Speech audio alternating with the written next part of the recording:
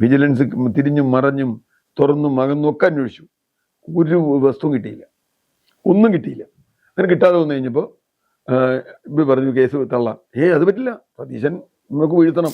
സതീശന്റെ personal അക്കൗണ്ടിലോ party അക്കൗണ്ടിലോ ബന്ധുക്കളുടെ അക്കൗണ്ടിലോ ഒന്നും മാസപ്പടിയോ പൈസ ഒന്നും വന്നിട്ടില്ല.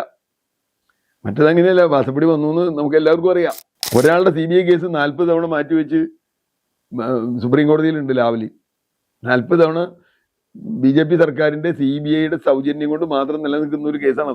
എന്തെങ്കിലും ഒരു സാധ്യത ഉണ്ടായിരുന്നെങ്കിൽ പിണറായി വിജയൻ സതീശനെ ഒതുക്കുമായിരുന്നു എന്നുള്ളത്. പുനർജനിയോ ഏതെങ്കിലും കേസ് 10 വർഷം അവർ ഭരിച്ചിട്ട് ഒരു കേസ് കണ്ടെത്തിയില്ലല്ലോ. ഇനി മുഖ്യമന്ത്രി ആയിരുന്നുകൊണ്ട് അഴിമതി ചെയ്യുകയാണെങ്കിൽ അദ്ദേഹത്തിനെതിരെ കേസ് എടുത്തോട്ടെ, നമുക്ക് യാതൊരു വിരോധമില്ല. പക്ഷെ ഇത് നിലനിൽക്കുന്നതല്ല. VD സതീശൻ പ്രതിപക്ഷ നേതാവായിരുന്നപ്പോൾ അന്നത്തെ LDF സർക്കാർ സതീശനെ ഇപ്പൊ വീഴ്ത്താം അല്ലെങ്കിൽ സതീശന്റെ ഉത്തരം മുട്ടിക്കാം എന്ന് പറഞ്ഞ് കൊണ്ടുവന്നതായിരുന്നു പുനർജനി വിവാദം. അത് വലിയ രീതിയിൽ ആ ഒരു സമയത്ത് CPM-ഉം LDF-ഉം പല വിഷയങ്ങളിൽ ഉത്തരം മുട്ടി നിൽക്കുമ്പോൾ മറുവശത്ത് അന്നത്തെ പ്രതിപക്ഷ നേതാവ് VD സതീശനെ ഇല്ലാതാക്കാം എന്നുള്ള രീതിയിൽ തന്നെയാണ് സമൂഹത്തിലേക്ക് പുനർജനി എന്ന് പറയുന്ന ഒരു വിവാദം, പുനർജനിയുമായി ബന്ധപ്പെട്ട വിവാദം വരുന്നത്. അത് കേസ് വിജിലൻസിന് വിടുന്നു. ഇപ്പോൾ തന്നെ, കാര്യം അന്ന് ഭരിക്കുന്നത് LDF ആണ്, ഇപ്പോൾ തന്നെ എല്ലാം ശരിയാക്കി തരാം അല്ലെങ്കിൽ എല്ലാ തെളിവുകളും ഇപ്പോൾ തന്നെ ജനങ്ങൾക്ക് മുന്നിലേക്ക് എത്തിക്കുമെന്ന് പറയുന്നു. പുനർജനി കേസിന്റെ വിധി വന്നു, അല്ലെങ്കിൽ പുനർജനി കേസ് അവസാനിപ്പിച്ചിരിക്കുകയാണ്. സതീശൻ തെറ്റുകാരനല്ല എന്നുള്ള രീതിയിൽ എത്തിയിട്ടുണ്ട്. ഇനിയിപ്പോ പ്രതിപക്ഷത്തിന് ഒന്നും പറയാനാകില്ല. ഭരണം മാറിയപ്പോൾ സതീശൻ അനുകൂലമായി നിലപാടെടുത്തെന്ന് പറയാൻ കഴിയില്ല. കാര്യം കേസ് വിജിലൻസിന് കൈമാറുന്നത് പിണറായി വിജയൻ സർക്കാരിന്റെ കാലത്താണ്. അപ്പൊ അന്നൊന്നും ഒരു തെളിവും ഉണ്ടായിട്ടില്ല. ഇവിടെ സതീശന് ആശ്വാസമാണ്, പ്രതിപക്ഷത്തിന് ഉത്തരമില്ലാതായില്ലേ. അല്ല, ഒന്നാമത് സോളാർ കേസിനേക്കാളും വളരെ ദുർബലമായിരുന്നു പുനർജനി കേസ്. അതെന്താണ് എന്ന്, അത് നടന്നത് എന്നാണ് എന്നുകൂടി അറിഞ്ഞാൽ നമുക്ക് അതിന്റെ കാര്യം മനസ്സിലാവും. 2018 പ്രളയവുമായി ബന്ധപ്പെട്ട് തൻ്റെ മണ്ഡലത്തിൽ വീട് നഷ്ടപ്പെട്ട ആളുകൾക്ക് വീട് വെച്ച് കൊടുക്കുന്നതിന് പൊതുജനങ്ങളുടെയും സന്നദ്ധ സംഘടനകളുടെയും വിദേശ മലയാളികളുടെയും സ്ഥാപനങ്ങളുടെയൊക്കെ CSR പോലെയുള്ള സ്ഥാപനങ്ങളുടെയൊക്കെ പണം വാങ്ങി വീട് വെച്ച് കൊടുക്കുക എന്നുള്ളതായിരുന്നു ലക്ഷ്യം. അതിൽ 280 വീടുകൾ അങ്ങനെ സമാഹരിച്ച പണം കൊണ്ട് കൊടുത്തു. പുനർജനി എന്ന് പറയുന്ന പദ്ധതി. 35 വീടുകൾ മറ്റു രീതിയിൽ ഈ സ്പോൺസർഷിപ്പ് ആളുകൾ ഇപ്പോൾ ഇവിടെയും ചെയ്യുന്നുണ്ടല്ലോ, വയനാട്ടിലും അത് ചെയ്യുന്നുണ്ട്, സ്പോൺസർഷിപ്പ് ചെയ്യുന്നുണ്ട്, നമുക്ക് കൊടുക്കാം, അത് സാധാരണ ചെയ്യാറുള്ളതാണ്.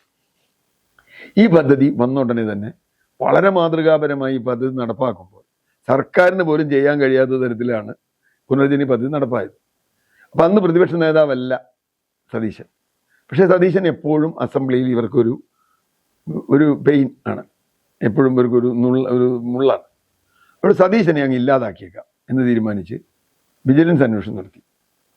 വിജിലൻസ് അന്വേഷിച്ചു. ആദ്യം വിജിലൻസ് കേസെടുക്കേണ്ടെന്ന് പറഞ്ഞു. പിണറായി വിജയന്റെ കീഴിലാണ് കഴിഞ്ഞ 8 വർഷമായി വിജിലൻസ് ഉള്ളത്. വിജിലൻസ് കേസെടുക്കാൻ തയ്യാറായില്ല. പിന്നെ വിജിലൻസിനെ കൊണ്ട് നിർബന്ധിച്ച് കേസെടുപ്പിച്ചു. വിജിലൻസ് അന്വേഷിച്ചപ്പോൾ ഇതിൽ മണപ്പാട് എന്ന് പറഞ്ഞ ഒരു ഏജൻസിയാണ് കാശ് പിരിച്ചത്, 1,38,00,000. സതീശൻ ആ പൈസയുമായി ബന്ധപ്പെട്ട് ഒന്നും ചെയ്തിട്ടില്ല. അവർ തന്നെയാണ് വീട് വെച്ച് കൊടുത്തത്. ഇവർ പറഞ്ഞ സതീശൻ വിദേശത്ത് പോയി കോടിക്കണക്കിന് രൂപ പിരിച്ചു എന്നാണ്. വിജിലൻസ് തിരിഞ്ഞും മറഞ്ഞും തുറന്നും അകന്നും ഒക്കെ അന്വേഷിച്ചു. ഒരു വസ്തുവും കിട്ടിയില്ല, ഒന്നും കിട്ടിയില്ല. അങ്ങനെ കിട്ടാതെ വന്നു കഴിഞ്ഞപ്പോൾ ഇവർ പറഞ്ഞു കേസ് തള്ളാം. അത് പറ്റില്ല, സതീശൻ നമുക്ക് വീഴ്ത്തണം. കാരണം ഇവിടെ മാസപ്പടി അടക്കമുള്ള 100 കണക്കിന് വിവാദങ്ങൾ, മറ്റേ പ്രളയ ഫണ്ട് തട്ടിപ്പ്, സഹകരണ ബാങ്ക് തട്ടിപ്പ് അടക്കം നിരവധി വിവാദങ്ങൾ നിൽക്കുകയാണ്. അപ്പോൾ ഒരു കൗണ്ടർ പറയണ്ടേ പുനർജനി? അതിനുവേണ്ടി കൊണ്ടുവന്നതാണ്. കേസിൽ ഒരു തെളിവും സതീശനെതിരെ കൊണ്ടുവരാൻ കഴിഞ്ഞില്ല. അവസാനം ദേഷ്യം വന്ന് CBIക്ക് വിട്ടു. നമുക്ക് ഓർക്കേണ്ടത് സോളാർ കേസ് ഇതുപോലെ വിട്ടതാണ്. അവസാനം അരപ്പായ കടലാസിൽ സരിതയെ കൊണ്ട് പരാതി എഴുതി മേടിച്ച് ഒരു ഉപതെരഞ്ഞെടുപ്പിന്റെ ദിവസം CBIക്ക് വിട്ടു. ഇത് കേട്ടാത്തൊന്നും ഇപ്പൊ CBI വന്നു. CBI അന്വേഷിച്ചിട്ട് എന്തുണ്ടായി? കാരണം തെളിവില്ലാത്ത കേസിൽ CBI എന്ത് ചെയ്യാൻ പറ്റും?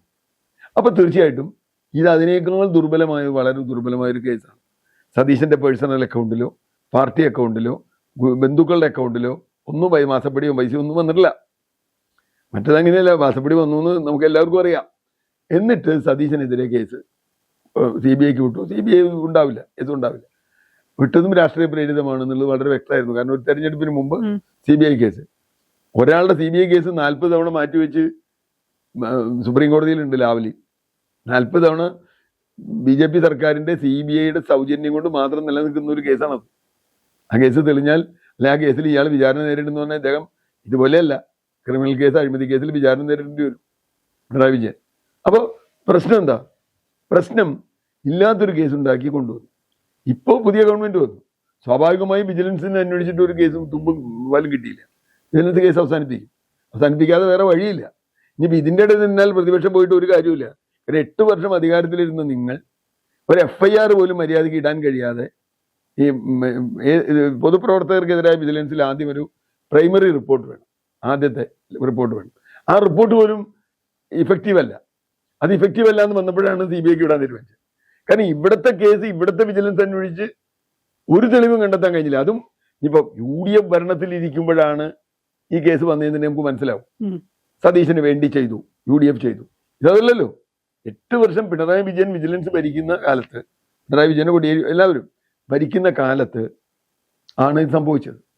അപ്പോൾ ഇനിയിപ്പോൾ ഇവർ എന്ത് വെള്ളമുണ്ടാക്കിയിട്ട് ഒരു കാര്യമില്ല. കാരണം മാസപ്പടി പോലെയുള്ള കേസുകൾ ഇനി വന്നുകൊണ്ടിരിക്കും. രക്തസാക്ഷി ഫണ്ട് തട്ടിപ്പ് വരെയുള്ളത് വന്നുകൊണ്ടിരിക്കും. അപ്പം അങ്ങനെയുള്ള കേസൊക്കെ വരുമ്പോൾ ഈ പുനർജനി എന്നൊരു സാധനം എടുത്തിട്ട് നീട്ടി ഇവർക്ക് എവിടെയും പോകാൻ പറ്റില്ല. ആ വാദം പൊളിഞ്ഞു പോയി. തീർച്ചയായും അത് ആ കേസില്ല എന്ന് അറിയുന്ന ഒരാളാണ് ഞാൻ. സതീശൻ ഈ കേസിൽ കുറ്റക്കാരനല്ല എന്ന് 100%. വേറെ ഏതെങ്കിലും കേസ് വരില്ല എന്ന് എനിക്ക് പറയാൻ പറ്റില്ല. ഇനി കേസുകൾ വരാം, ഏത് വേണി വരാം. പക്ഷേ എന്തെങ്കിലും ഒരു സാധ്യത ഉണ്ടായിരുന്നെങ്കിൽ പിണറായി വിജയൻ സതീശനെ ഒതുക്കുമായിരുന്നു എന്നുള്ളത്. പുനർജനിയോ ഏതെങ്കിലും കേസ്. 10 വർഷം അവർ ഭരിച്ചിട്ട് ഒരു കേസ് കണ്ടെത്തിയില്ലല്ലോ. ഇനി മുഖ്യമന്ത്രി ആയിരുന്നുകൊണ്ട് അഴിമതി ചെയ്യുകയാണെങ്കിൽ അദ്ദേഹത്തിനെതിരെ കേസ് എടുത്തോട്ടെ, നമുക്ക് യാതൊരു വിരോധമില്ല. പക്ഷെ ഇത് നിലനിൽക്കുന്നതല്ല. പ്രതിപക്ഷത്തെ സംബന്ധിച്ചിടത്തോളം ഇനി അവരുടെ പേരിൽ വരുന്ന കേസ് നോക്കുമ്പോൾ ഇതൊന്നും ആവില്ല എന്നാണ് പറയുക.